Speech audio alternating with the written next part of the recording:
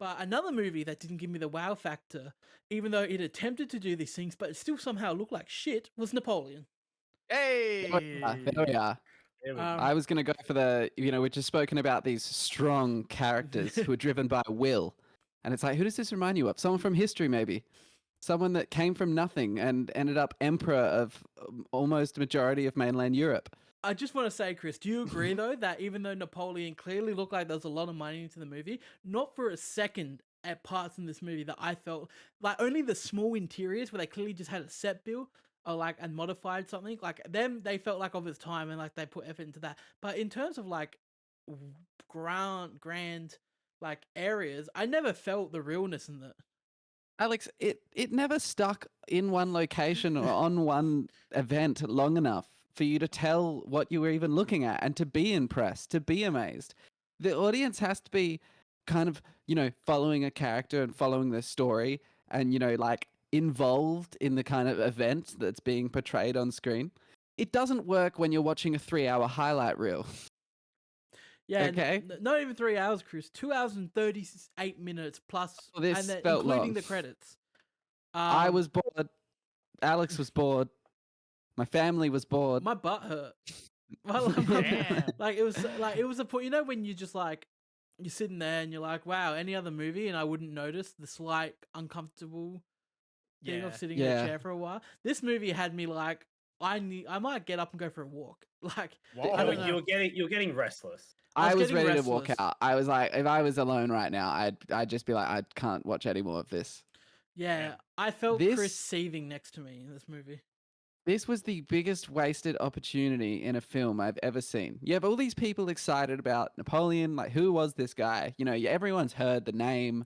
Who was he? What did he do? The trailer, I think, brought up a lot of interest. A lot of people going, yeah, wait, like this sounds cool, He rose up through the French Revolution. He crowned himself emperor of the French, built one of the biggest land empires ever known in mainland Europe. And we've got Joaquin Phoenix to portray him. This is going to be cool. We got Wacky Man. And instead of portraying him of this character of sheer will and drive, they portrayed him as a sniveling child with who threw tantrums, who cried, who was nervous, who was a cuckold. Can I be honest, Chris? Yeah. I don't even think he threw tantrums in the movie. I think he just like moped. He moped. See, now, so would you say it's like written by someone who's trying to convince you that he's not all that? Like, I think someone had someone who dislikes him. I was going to work up to it, but yes, and there's a lot of people saying Ridley Scott is British. Okay, he hates Napoleon, like all British people do. No, this is a hit piece. Be a bit more broad. This is a hit piece. They hate the French. This is a diss track. The French don't even like themselves. This is a look at this. Like, yeah, look. That's a quote from Ridley Scott, by the way, during press tours. The French don't even like themselves. Yeah. There's a thing to be said here that certainly what Ridley Scott is all about is it's kind of an easy target to just be like, oh, it's just a movie. It's not a historical documentary. Like, people are going to hate it just because it's got minor inaccuracies. But any historical inaccuracies aside, this movie sucks. There is no Wacken didn't show up. The performance is lacking. There's no Wacken's lacking. Wacky's lacking. He just felt bored. He felt like he was bored, and he was sleepwalking through this movie. You expect to see Napoleon, who is known as, like, again, one of the most willful people of all time, a workaholic. A staunch biggest charisma and like. Exactly. Yeah, the biggest dick. He walked into the room and he was the biggest man in the room. Scolding people to command. He should walk in the room and everyone is too scared to talk. In this film, he's making chipmunk noises to Josephine. Oh my god! There's a scene where he walks in and like Josephine's in there and she's like getting ready for something and like her handmaid is in there and everything and he's just sitting there going like that. He's just going to get it to be like, hey, I want to fuck. Like that's what. Now there should have been a passionate, like very raunchy love portrayed between him and Josephine. But what they portrayed is more like the King Tommen in Game of Thrones and Lady Marjorie, like a 14-year-old that's getting to getting to sleep with a princess, and he's all overexcited and overdoing it. I found that it was extremely ridiculous. Well, I thought his performance, like when I just went, okay, well, this is stupid, was his delivery in his coronation, where he basically says the line where he's like, I found the crown in a gutter and I picked it up with my sword and placed it upon my head. And like he says that so it sounds like his voice is passion. breaking. Yeah. He says he's like he doesn't I picked even it up, believe like he's nervous to be talking in front of everyone. Yeah.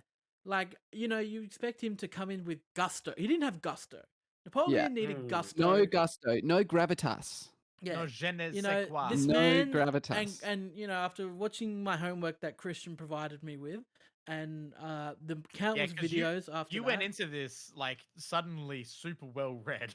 I went in being like, okay, well, everything Chris said about this guy, which we all know Chris is a big Napoleon guy.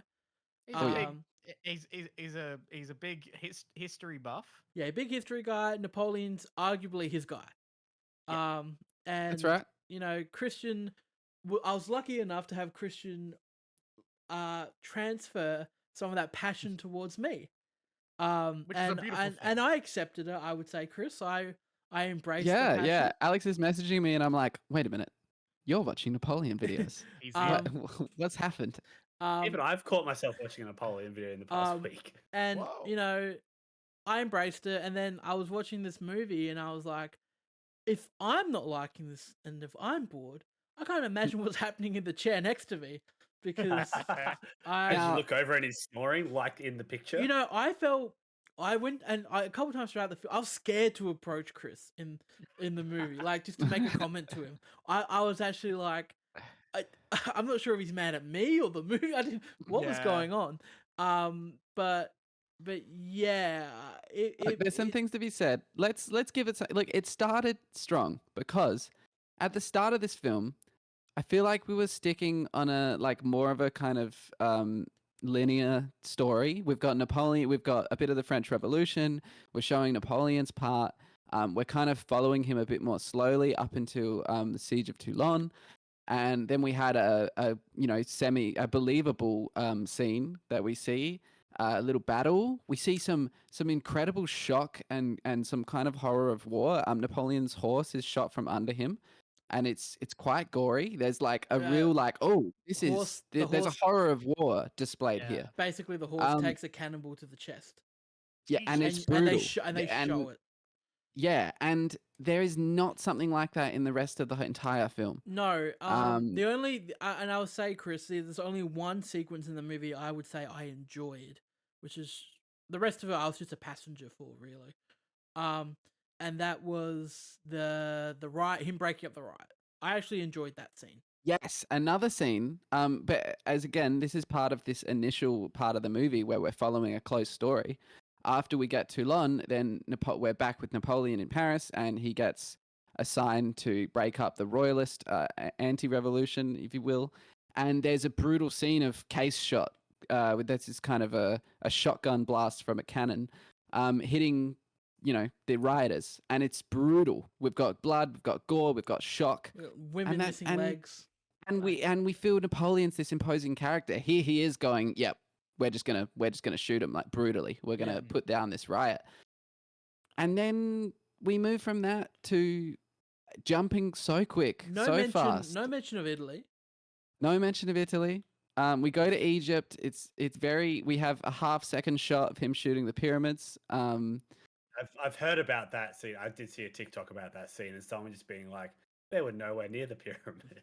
Yeah, so there was a battle fought with the pyramids on the horizon. The enemy formations were not lined up in front of the pyramids. Who knows what logistical nightmare it is to base your battle line with a massive pyramid behind you, but we won't get into that.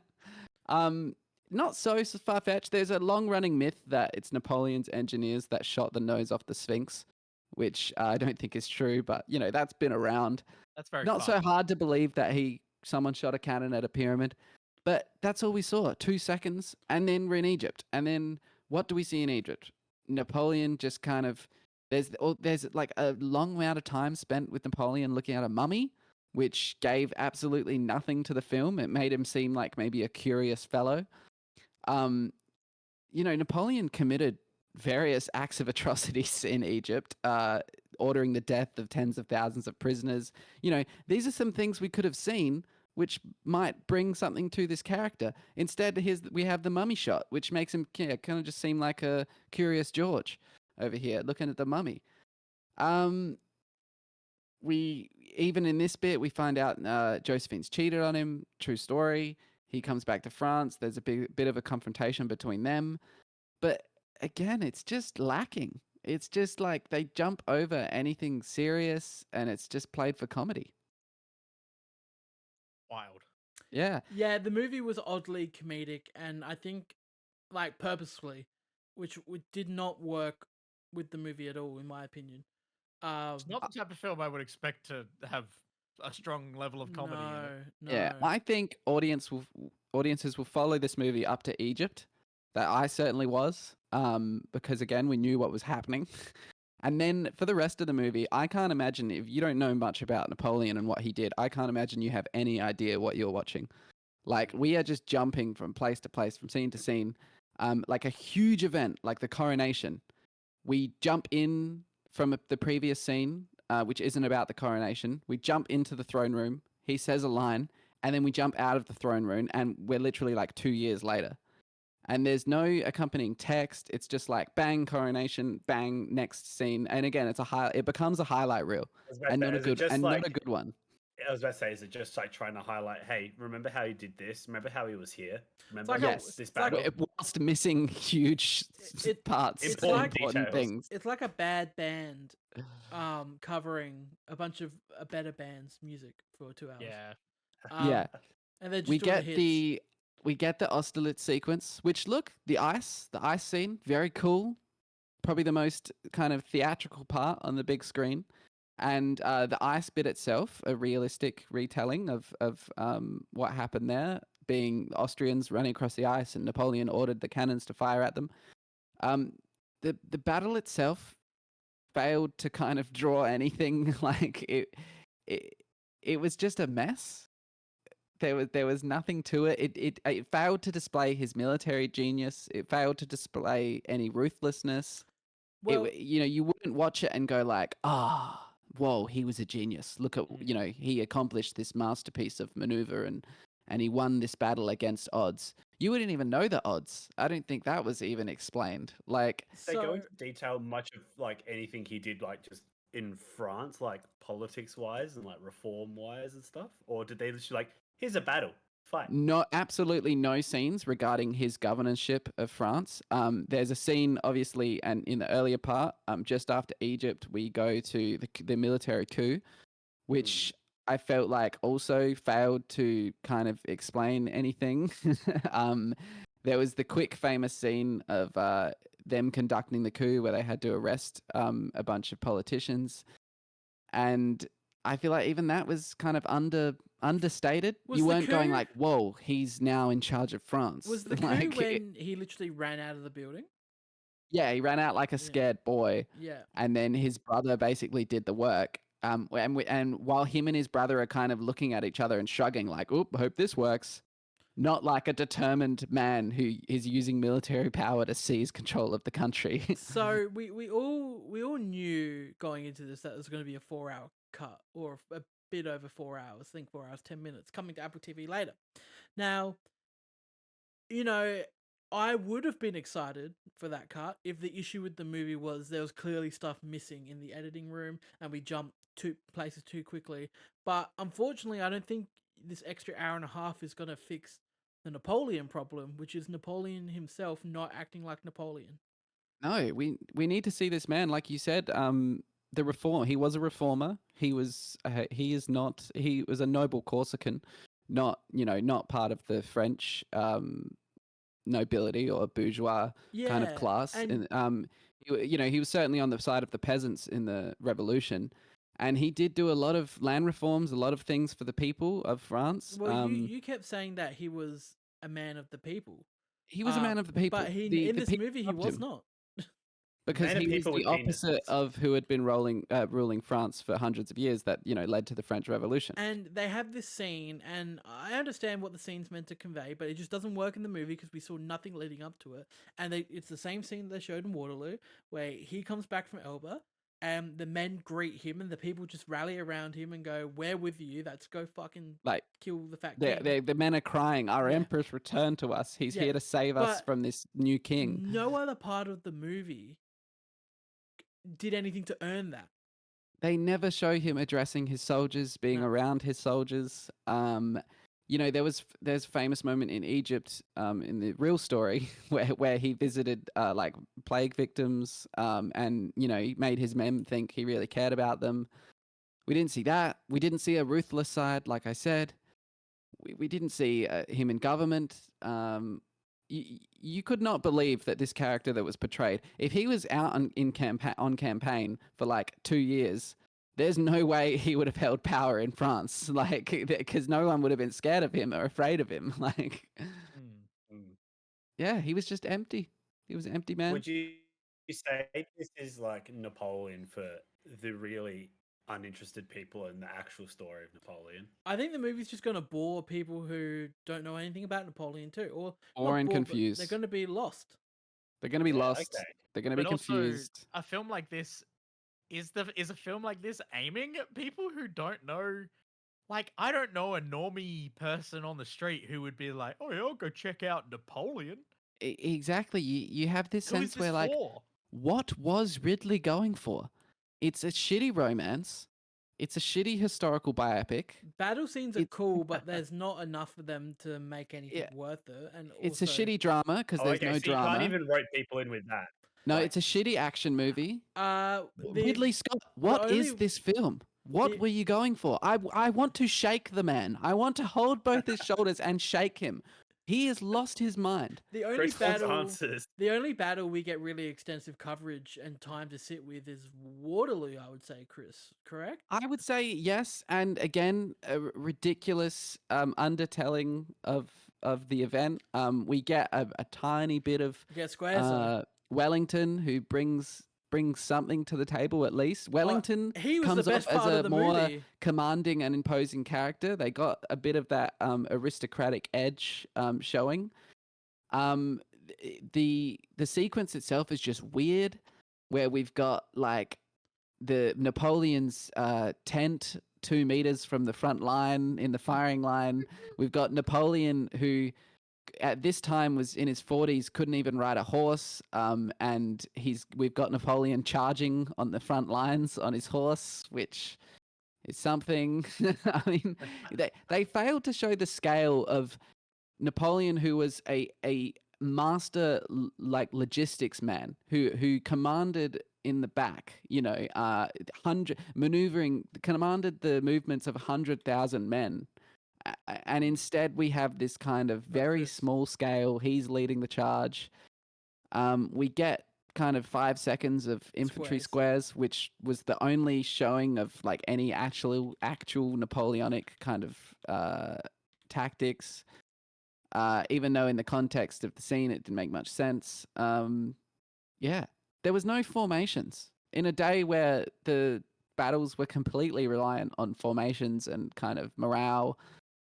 And we just had a bunch of angry mobs kind of just charging at each other with Napoleon in the firing line. Like, this is the beginning of kind of industrial warfare where, the air is filled with cannonballs and lead and Napoleon's on the front putting himself in the firing line. I don't think so. This is a character that was happy to have thousands of men die for him. Which again is part of that will and what makes him an interesting character. We didn't get that. Well, it sounds like this film is a complete and utter disappointment. What'd you guys rate it? Oh, I had it at a 2.5, but it's gone lower. I think maybe a 2 now. I think I've gone from Just a 2 after to talking a about 1. it? A 1. I've gone from a 1. 2 out of 5 to a 1 out of 5, just from reading that everyone else that I've seen kind of agrees with me. Nothing here for historians, nothing here for your moviegoers. It's a complete and utter miss. The only thing you could understand is that Ridley Scott just set out to make a hit piece on Napoleon. which I- you could have done by making him seem like Hitler, which a lot of people would, Yeah, that's like, argue the that more- he was, that's and the that's a more good common argument. thing that people do. He definitely committed atrocities. So do you he- reckon he- Ridley Scott was just banking on the fact that the name Napoleon would draw some people in? I honestly, Michael, I have absolutely no clue what Ridley Scott was doing. There's Yeah, this doesn't like I make any said, business sense or anything. no, the main focus is the romance. She's great in it, Josephine by was- the way. I want to see that Josephine actress really good in the film and upstages Yep. Phoenix it, in every one of the scenes. I would say, Kirby? Vanessa Kirby. yeah, Yep. she was stunning in this movie. Mhm. They failed to show like a passion between them. Even again, it was like I said, it was more like a 14-year-old child who's just Yeah. keen to get with his hot wife. Like it wasn't like they failed to show this passionate, everlasting love. I never which felt the like they were in story- love. The story of Napoleon and Josephine is timeless. It's tale as old as and- time. It is. The It's song it's has you know always meant to be rhymed. one of these great romances for the times. Beauty and the Beast.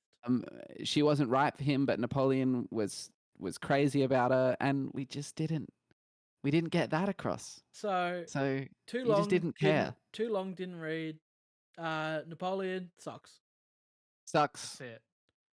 You Well- couldn't care less about anything you see because it jumps away and into it so quickly. I'll stop. I feel There like is- I really Let's feel drag like him away. we could give Chris a hot mic and he'd go on for 2 hours. Honestly, Yeah. I'm kind of here for that. You know what Chris, I if you wanna really do want? that in your own time, like go for it. You know what I Oh, would yeah. love, and I think we should do. This is a great idea, and I want to do it.